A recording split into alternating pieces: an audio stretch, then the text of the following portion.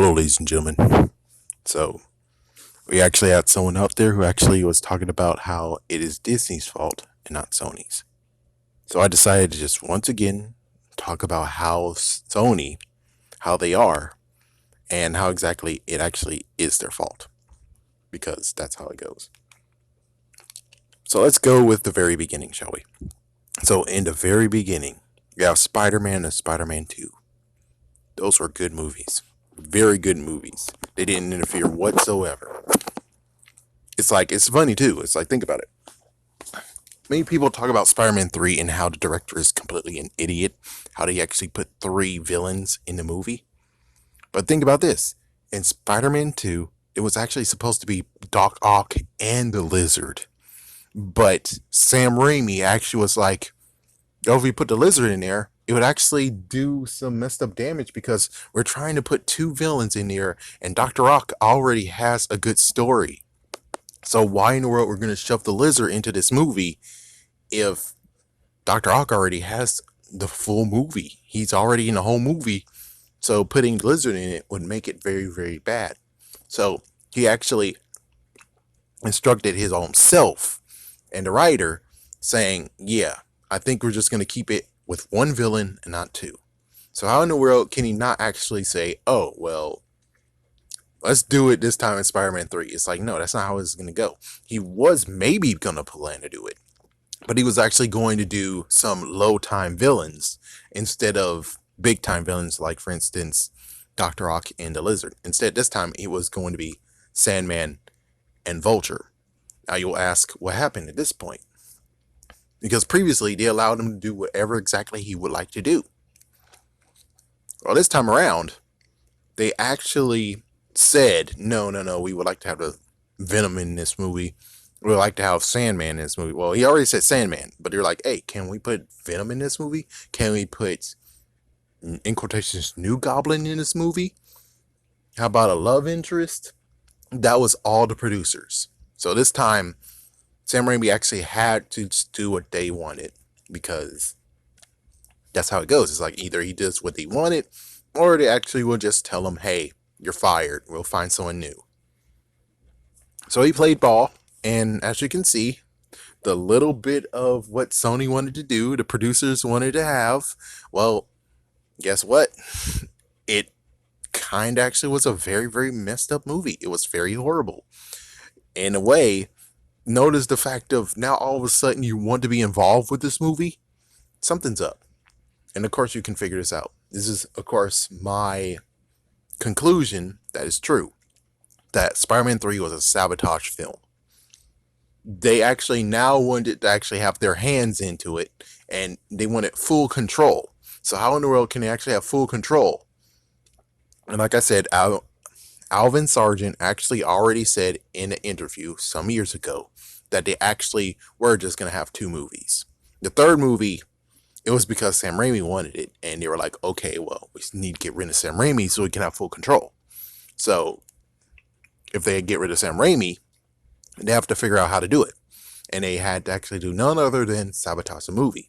Because as soon as they sabotage the movie, made him look horribly bad, how in the world can he actually do another movie with him for Spider-Man? He can't.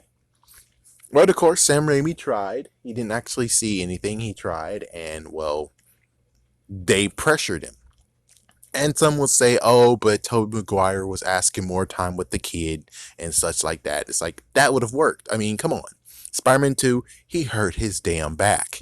How in the world did he hurt his damn back and he still actually got the time to do that movie? So most likely he had to take rests. He had to take breaks.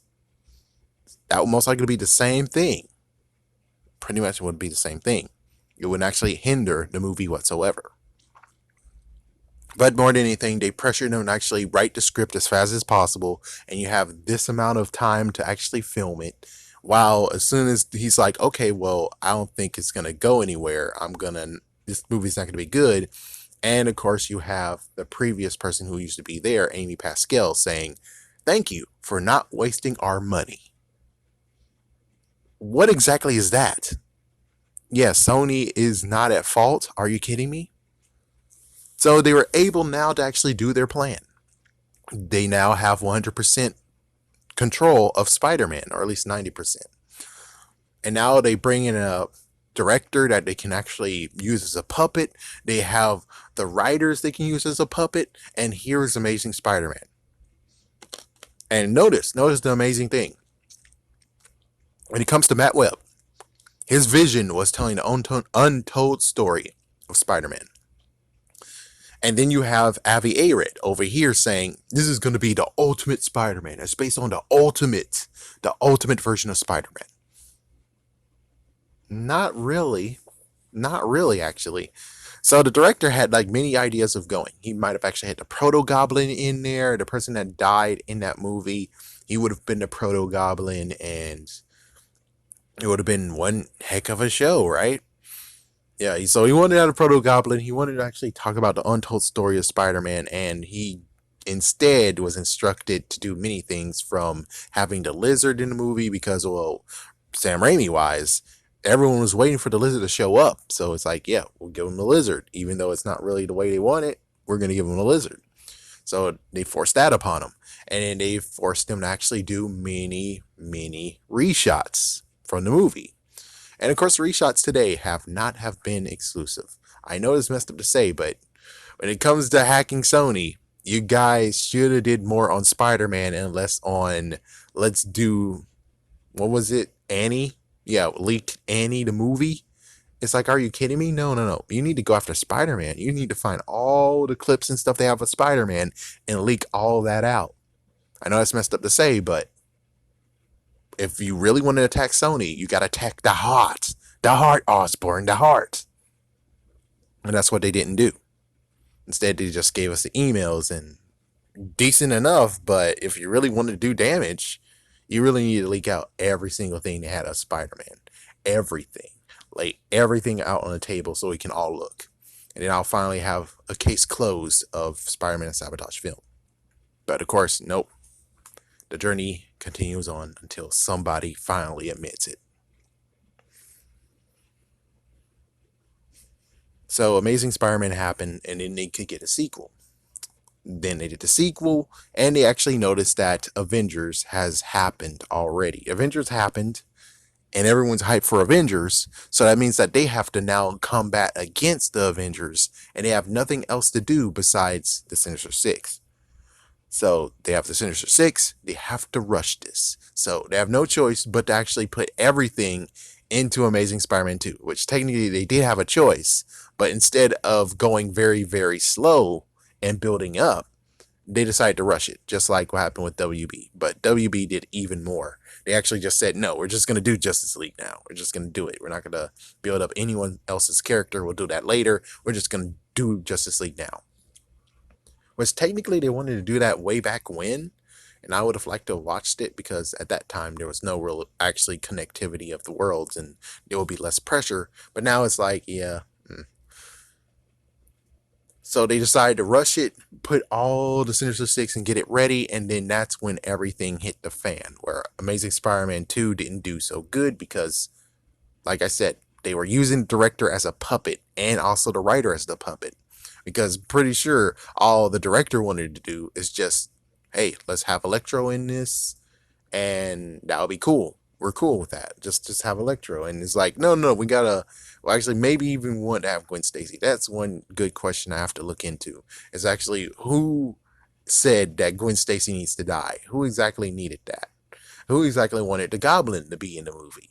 I mean, it seems to me that when it comes to interwovenness, it's like they want to actually make a statement and be different and actually just say, hey, look at us. It's like, yeah, it's a good way of saying, hey, look at us. If A, they get Gwen Stacy to die, and B, have the Green Goblin introduced, and then you show like, here's the progression to get to the Sinister Six. Personally, if we can actually piece these together, I think that Electro was the only thought in this process. Maybe even a Rhino. It's like maybe even the Rhino was a process of this too. It's like the Rhino would have been nicely dealt if you actually get rid of the Goblin thing. It's like, yeah, you can have Harry in this. Yes, you can introduce Harry and stuff like that. But how about you just allow him to still continue on with the process of trying to actually live instead of turning evil?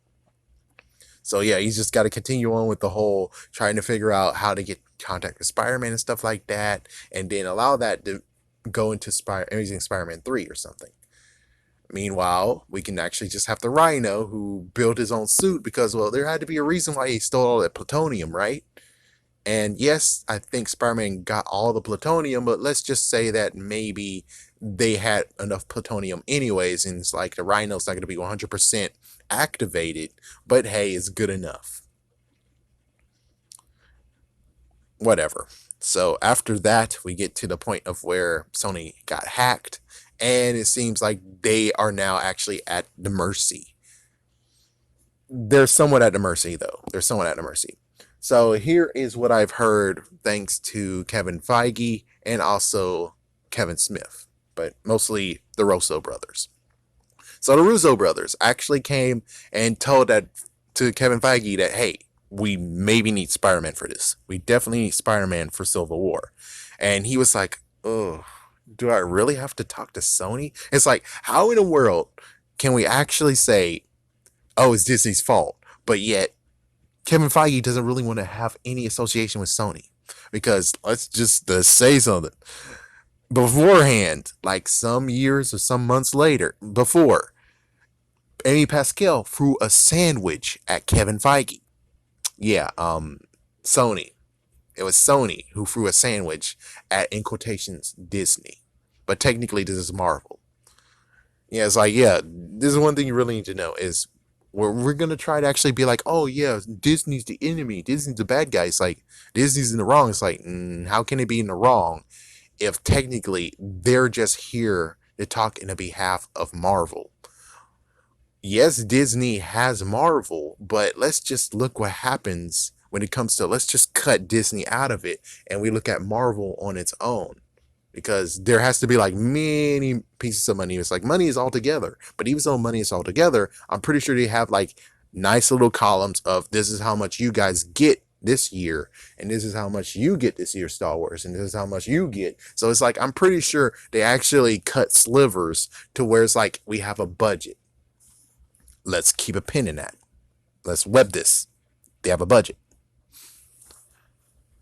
So with all that said, you had all, so for Kevin Feige, the Russo brothers are like, yes, he said that there was a script for Spider-Man and without Spider-Man. So if they couldn't get Spider-Man, he did have a backup plan. But when the Russo brothers, they were like, but you need to get Spider-Man. This is only actually will work if you have Spider-Man. And it's like, wow. It's like, yeah, Spider-Man has to be a part of this. It's like, yeah, you have to have Spider-Man a part of this. I'm like, wow.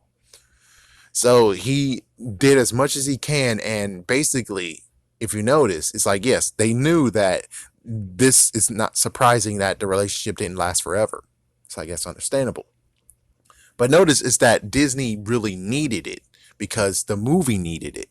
And since that's true, what occurred is the fact of Disney had to actually do as minimal as possible, which means they get to have the toy sales and they get 5% of the movie gross. 5%. Of course, I do have to say, side note for the guy, at least for the guy, I'll give you one win, at least in this, is that if we go back to where they bought, when Disney bought Marvel, they did kind of screw over Spectacular Spider-Man, the cartoon show. They did screw that over. And not to mention, look at Sony when it came to the whole animation part. They had the new Amazing Spider-Man, and they allowed MTV to walk all over them. I guess technically walked all over them. I'm not sure. But yeah, season 2 got canceled because MTV was like, nah, we cool. And then we have Spectacular Spider-Man, and it's like, well, if Sony wasn't really the bad guy, if they weren't the messed up people here, then couldn't it have actually have been like, well, we have a good show, and since we have a good show, how about we transfer this show to you, Disney, so you can continue the show and finish our contract, instead of actually saying, yeah, we didn't even tell Greg Weisman that his show got canceled. No, we made sure that he saw it on the internet that his show got canceled. And it's like, yeah, that's messed up. That's freaking messed up. You should have told the people that you made a contract with that yes, the show is canceled. They didn't say anything. So let's continue on where we get back to Civil War. So Civil War happened. They made a contract. Civil War happened. I think it was a 5-movie deal with Spider-Man, and he casted Tom Holland. And of course, yes, I know previously they tried to actually get Andrew Garfield, but for some reason Sony was like, yeah, we didn't finish the building for Oscorp. Yeah. And I'm not even sure at this point of where it's like, it's truly true that they weren't finished, or was that actually them just being stupid and just saying, yeah, it's not ready yet. It's like, it's totally ready. We don't know. It's like, I guess I might for right now to say that, yeah, they truthfully was like, we're not ready. Maybe that'll happen. So we continue on. We got Spider-Man Homecoming, where thank goodness Avi Arad, he didn't have anything to do with Spider-Man Homecoming. He got Spider-Man Enter the Spider-Verse. He got that. Good for him. He got Venom. Good for him. Because they wanted to have Venom. And it's kind of crazy if you think about it. It's like, someone actually said that they love spin-offs, and yes, they do love their spin-offs. I mean, even in Spider-Man 3, you had a 3-picture deal with Sandman. Thomas Heaton Church could have actually been Sandman in 3 films. They wanted to do a Venom film, which it took him a long time to get it, which I wish it still didn't exist, but he got it. He won. That sucks. And now because he won, he showed that, yes, I told you that Venom's a good character. I told you. And now they actually have the actual stones to say, yeah, we're taking Spider-Man back. Because, well, we did a success of freaking Venom, you know? So basically, we had Spider-Man Homecoming. They kind of freaked that up. If you notice, it's like it wasn't Marvel. It wasn't Marvel / Disney who did 8 years later. No, that was Sony's doing. Sony actually did 8 years later. And the sucky part is like, you could have just said more years. Years later. That's all. Just years later. That's all you had to do. Years later. But you didn't. And then you have Spider-Man Far From Home. And that one, I don't think they did. Did they do anything? I don't think they actually did do it. They didn't do anything this time around. This time around, they actually didn't do anything at all to screw it up. I bet they did some little bit, but I kind of don't see it. So that's the good news, is that I don't see it at all of where they actually screwed it up. Besides the whole, we gave you too much stuff to look at in the trailers, and we cut all that stuff out from the movie. It's like, that's messed up, man. It's like, at least give us a featurette instead. It's like, you might as well just give us a featurette online of Peter's to-do list. So instead, we just have this on YouTube and we just watch it. And there you go. So we got like a nice, awesome tidbit of the movie. And you don't even have to care about the fact of, well, we saw in the trailers, but we don't see them at all in the movies because they just put in a featurette. And it's like, okay, that's okay. I'm good with that. So here is where we get to the point of where people are saying, oh, it's Disney's fault. It's Disney's fault. It's like, well, think about this. Disney, to get Spider-Man, had to go on their knees. They had to go on their knees. So since they had to go on their knees, they kind of want to actually, because they showed, they had to fix Spider-Man. Because for what Sony did, like I actually told you, from A to B, Sony screwed over Spider-Man. They thought they knew what they were doing, and as you can see, they didn't. They wanted to actually inflate their egos, and look what they did. They made a train wreck Spider-Man 3. They tried a franchise that they were not doing so well, and then they decided, because the Avengers, and they are now intimidated by it, they had to wreck the second movie, even though they were like, no, it's not wrecking it. We're just setting it up faster. It's like, no, you needed to do it subtle, but you didn't. So Spider-Man is now fixed. Spider-Man is now fixed. Everyone is hyped and happy for Spider-Man. And now you guys are going to come out and say, oh, well, we know how to do Spider-Man now. It's like, you know how to do Spider-Man for 5 years of watching. You know how to do Spider-Man. Is Avi Arad there? I mean, if Avi Arad is there, and somehow, it's like somehow by a miracle, you were able to even do Spider-Man Into the Spider-Verse, that was lucky because he was like, the only Spider-Man in the world is Peter Parker. That's the only Spider-Man that has ever existed. There's no other Spider-Man besides him. So, Into the Spider-Verse, I'm shocked that that actually exists. Finally, someone was able to just say, give it a chance. Or at least he's like, well, Peter Parker is in the movie, so I'm fine with that. It's like, I guess that might be what's going on here. I'm not sure. So they know what they're doing with Spider-Man now from this. They know what they're doing. I don't, I can't really actually say. So basically, in the end, when it comes to Sony versus Disney, when it comes to who is right, who is in the wrong, Disney, all they ask is to actually get 25 to 50% of the movie gross. And they'll actually co-produce. They'll actually put in half the money to make the movie. Half the money to make the movie. Half of the money. Half of it. It's like seriously, half of it. It's not like they're like, oh, we want 50% and we're not going to even do anything. This is from Kevin Smith. Kevin Smith does his work. He knows what he's talking about. They were going to give half the money. They're going to put half the money into making the next Spider-Man film. And Sony just have to give half. So how exactly is this a lose-lose situation for Sony? How exactly is this a lose? Because that means that they just put half the money that they would put in a normal movie, okay, and they could actually triple, quadruple, 10 times their money, or maybe even just 5 times, considering it might be half, or it could be 77.5% times 77.5 times the money they could get back. How exactly is Sony the hero here? I mean, how exactly is Sony the hero here?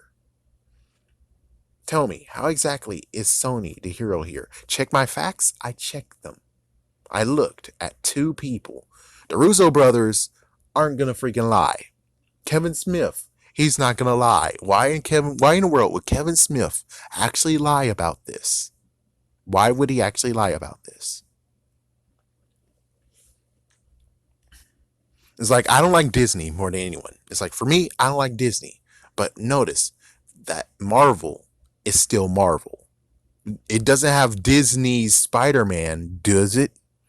Disney's Avengers? No, it has Marvel's Avengers. Marvel's Spider-Man. Marvel Studios. So you just need to stop thinking, oh, they're all together. It's like, yes, they own them, but they're still their own individual. They still are their own individual. They still have their own marketing. They still have their own budget. It's not like they have as much money as Disney will let them have. It's like most likely Disney will do a cutoff pretty soon. Disney does a cutoff. I'm pretty sure every single company does a cutoff. And you're telling me that for them to actually get half of the money or 1/4 of the money instead of having 1/20th of the money is a bad idea? It's like, oh, but Disney's so rich. It's like, Disney might be rich, but look at Marvel Studios. I mean, if Marvel Studios was so damn rich, how come they are not away from Disney by now? I'm just saying. They're stuck with Disney. And I'm not going to say that's a good thing. I'm not going to say that's a bad thing. It's fine. But I'm just saying, if you're actually just want to be like, oh, yeah, but Disney. No, we need to be looking at Marvel. And that's the messed up thing that you guys are not looking at. You're looking at Disney, but you're not looking at Marvel. How to make this like it? I don't even know. It's like, there's no one in the Spider-Man universe that's like that. Where it's like, I can only just say it's like Batman and Robin situation. You're blaming Robin and looking at Robin and saying stuff for Robin when you're focusing on Batman. It's like we should be focusing on Robin. We shouldn't be focusing on Batman. We need to be focusing on Robin because we like Robin. We like Spider-Man. We like Marvel. But yet, you're looking at Disney. That's the messed up part. That's really messed up.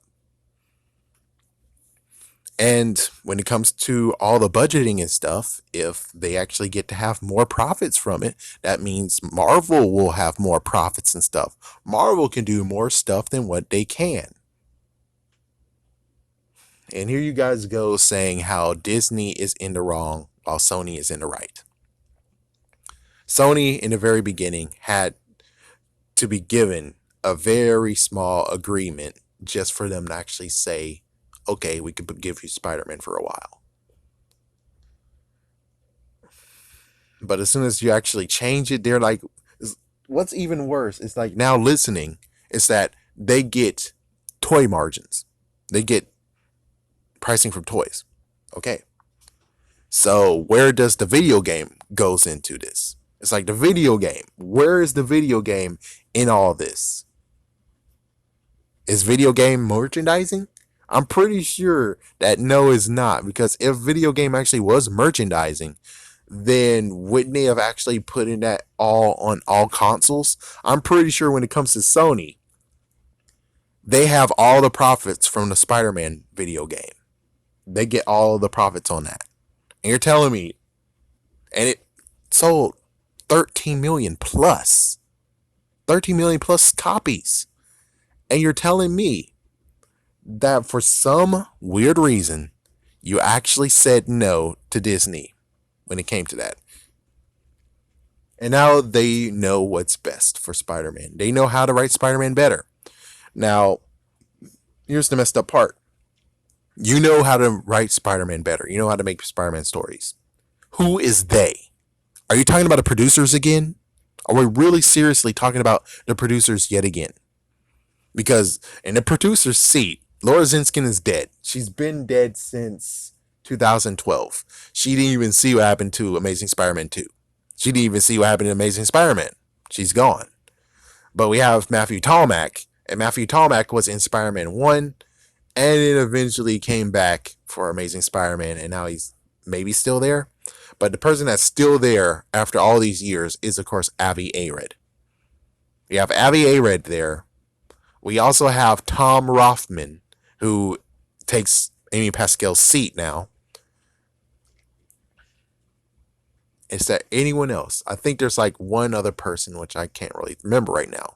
So if these guys are the ones we're talking about when it comes to they know how to make Spider-Man stories, we're in one hell of a show again. We're in a hellish show that most likely will end up very, very bad. I mean, that means that's, I don't know.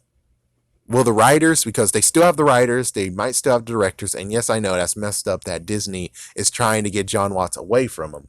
But it's like, well, I don't know what to say besides Kevin Feige even allowed himself to be helpful when it comes to the Venom movie. He actually helped them out in that freaking movie. So that means that technically, even with Avi Arad here, it could have actually ended badly, but I'm pretty sure that with Kevin Feige there, it actually got a little bit better than what it could have been. And he did that only because they were playing nice and they were actually have Spider-Man and he wanted them to actually succeed at well. And then here we are where it's like, well, you just backstabbed them. You backstabbed him. You backstabbed all of us.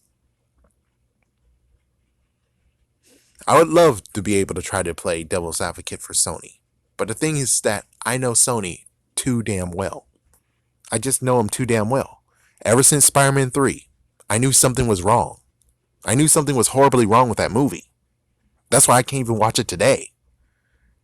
It's a messed up movie that I can't watch whatsoever. I would love to watch and try to comb it again over and over again, but I can't. At least for Spectacular Spider-Man, I can. And wow, I just found like some new developments that I most likely already told you guys, but I saw some new developments, new little hints, and it's amazing, especially the fact of, and I'll just add it here, When it came to Scorpion, that's supposed to be in season 3. The amazing part is that, let's see, I think it was Norman Osborn. It could be Norman Osborn or Chameleon, but I think it's Norman Osborn. And Norman Osborn, at the end of the second season, he actually was on the phone and said, "Thank you, McGargan. Your check is in the mail." Holy crap. So that means that he was already employed with Osborn. That means that in season 3, he would have just came back, and not sure if Miles Warren, I don't know what Miles Warren's hand would be in this. I have no idea. So that's just one thing. It's like, we don't know what it's going to do. It's like, yes, we don't have Dr. Rock anymore. And I'm pretty sure Miles Warren will take the place of Dr. Rock. I'm pretty sure he would take the place because, well, he still needs to create some super villains. And there you go. Let me try to remember. Maybe he might have been.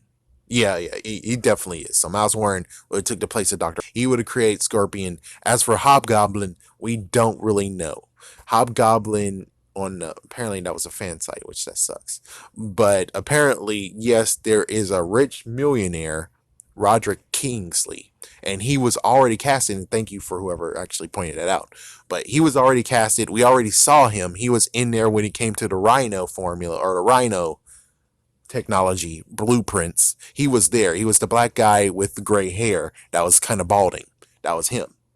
Now, how in the world would he actually be able to be that's like, I don't know. I think it's most likely the fact that he would most likely be like behind the scenes doing all of the stuff. Meanwhile, whoever is Hobgoblin would just be there, and I don't know. Of course, Ned Leeds was in this TV show, and I was leaning towards him, and it turns out that he was brainwashed. So I don't know how this would go.